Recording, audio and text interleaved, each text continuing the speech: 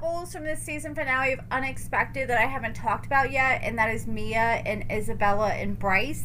So first, let's talk about Mia. Mia, they had a very unfortunate turn of events. So she had the baby. The baby's growing up and getting big. And unfortunately, her dad was cooking out on the grill one day. And I guess he had a grill that takes wood pellets. But the thing is, he had it like right at the end of their wooden staircase that comes off of their deck. And a wooden pellet ended up falling on that wooden staircase, and that wooden staircase just pretty much acted like a wick and just burned up within seconds. And next thing you know, it caught the whole house on fire, and they had to watch everything that they've worked their whole lives for burn away. They said they really weren't able to salvage anything. He lost his truck, all his vehicles, his house, all their belongings. That's gotta be rough, and you can really tell how depressed and down and out they are, because not only do they gotta find a place, but now they gotta replace all their stuff. Hopefully they had insurance. I'm sure they did.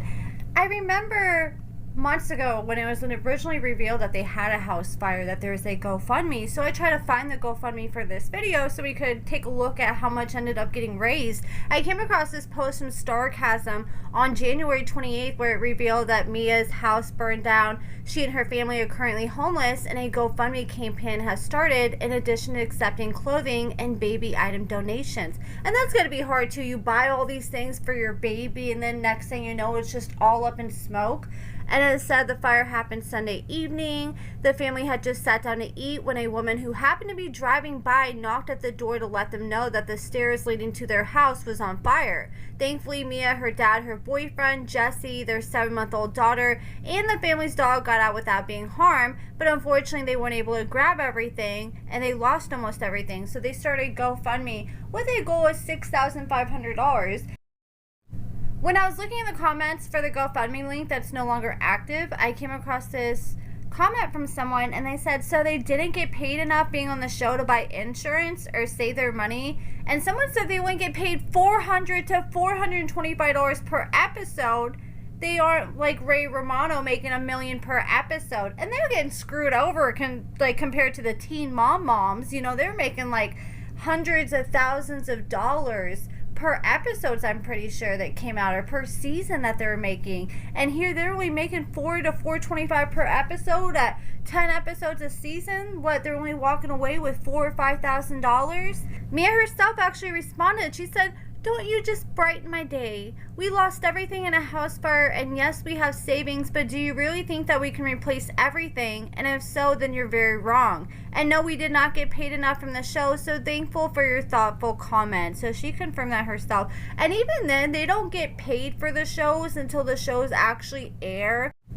Then Mia revealed that she ended up inviting her mother over for Easter, but she hasn't seen her since then, and she showed the message from her mom in response, and this is what her mom said: "I don't matter to anyone. That's how I feel all the time. F me. What are any holidays now? I should just forget the holidays exist because I for sure am not included in any of them anymore. That's what I'm going to do. I'm just going to forget my whole life existed because no one acknowledges I was ever a part of their life." Okay, but I'm confused because she claims she reached out to her to invite her to Easter, so why is she giving her this type of response like she's never included when Mia's trying to make her a part? I mean, maybe she doesn't want to make her a part of things if this is the response she's going to get anytime she tries to reach out and be welcoming towards her. I just love how Mia's dad is with her daughter. I loved Mia's dad and Mama G this season. Those were like the most realist parents in my opinion. Now let's talk about Isabella. So between Isabella and Bryce and Jose and Amaya, I think they had the most drastic changes in their storylines when we caught up with them in the season finale. So now we're seeing Isabella is no longer living with her mom. She's living in a, what is it called? She went and got a, not a trailer, but a RV. She and Bryce purchased an RV together, and she actually had to reach out to her mom to try to be a co-signer. I'm not sure if she actually did that or not, but they got this RV after she ended up getting kicked out because she got back together with Bryce. But there's more to this story. Yes, she got back together with Bryce, but she was sneaking Bryce into her mama's house, and her mom found out and was not happy about that. And I mean, the mom has a right to not allow Bryce in her house. I do think the mom's a little too much at times, like with her rants. Like, she seems like she doesn't know when to pump the brakes when she goes on her rants and takes things a little overboard.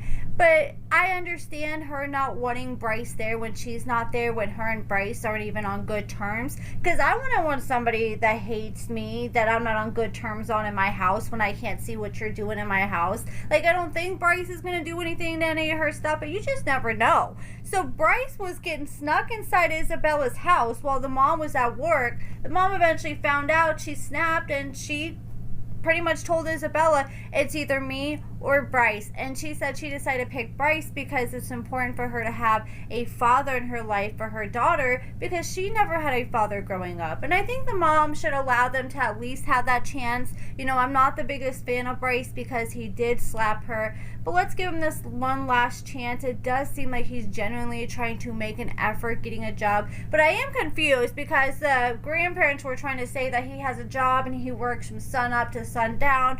But then Tasha, the mom, claimed on a comment that we covered in a video like a week or two ago that Bryce and Isabella got back together for like a week, and then he ended up quitting his job after a week, and that caused a lot of problems between them. So I don't know which one it is, but it seems like they're in a whole different headspace now compared to how we saw them last time. It just seemed like they're so toxic, they had trouble communicating, but now it seems like they have a lot more patience with each other, and they're kind of realizing what they lost. You know, I think that space was needed to bring them back together to see how much they meant to each other. And it seems like Bryce is trying to step up. He's trying to help out with the baby as much as possible. He's willing to change the diapers. He's willing to help put on clothes. He's willing to buckle the baby into the car seat, which is all things I love seeing from Bryce. And the grandparents were sitting there getting so emotional because you can tell they have waited so long for this moment to finally have this relationship with their granddaughter. I feel like it shouldn't have taken this long, but I'm glad it finally happened. And you know, the mom said the most, or the grandma, Bryce's grandma, said something really insightful. She said, this baby pretty much healed everything that we had going on. It healed all our broken pieces and actually brought us together. And I think that's the truth in this point. Everyone had all this drama and stress and chaos going on, and the baby just made everyone take time to slow things down and just appreciate what's really important in life, and that's family and this newborn baby. And Bryce ended up proposing to Isabella. She said yes. And yeah, that's pretty much it with Isabella and Bryce. And then Isabella was calling out her mom, saying, yeah, the bitch is spiraling. I don't know, that just kind of rubbed me the wrong way, because I mean, you kind of did your mom dirty, sneaking Bryce inside her house and stuff like that, and your mom was there for you when nobody else was. I think Isabella needs to figure out a way to still be able to kind of maintain a relationship with her mother. I don't know. They just got to figure out a way to do it in a healthy way, if that's even possible. Because say something goes wrong with Bryce tomorrow, she's probably going to want to hit up her mom first thing. So she's going to want to make sure she mends that relationship at some point. And plus, it's just important for her mom to be in her granddaughter's life as much as it is for Bryce to be in his daughter's life. I hate saying this, but, you know, Bryce and, what's her name, Isabella, had a lot of issues with communication early on in the relationship. And I think a lot of that comes from her mother, because you can tell that her mom has a hot head and has issues communicating, and she always has to take things to a 10 and start cussing people out and stuff like that.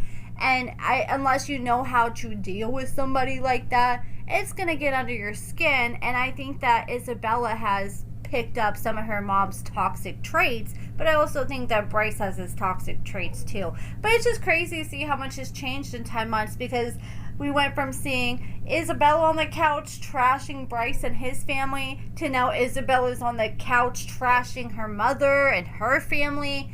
And she sounds like she's done with her mom for now. But like I said, I hope she mends that relationship. I think it's very important. And I feel like her mom should at least be willing to be kosher with Bryce. Like, you guys don't have to be BFF, but not be willing to be around him without cussing his ass out. But if he goes around slapping her or putting hands on her again, then Isabella needs to move, and he has every right to be cussed out every day.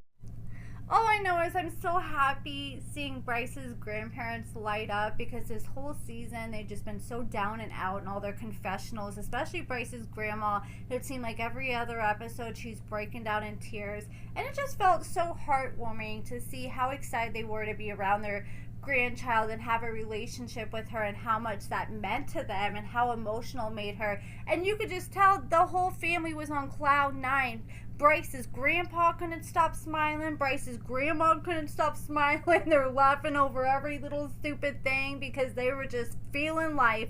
And I'm just glad to see that that relationship was at least able to be mended for Isabella, because it is important for her to have a relationship with Bryce's grandparents too. But let me know what you guys think about everything in the comments below, and thank you so much for watching.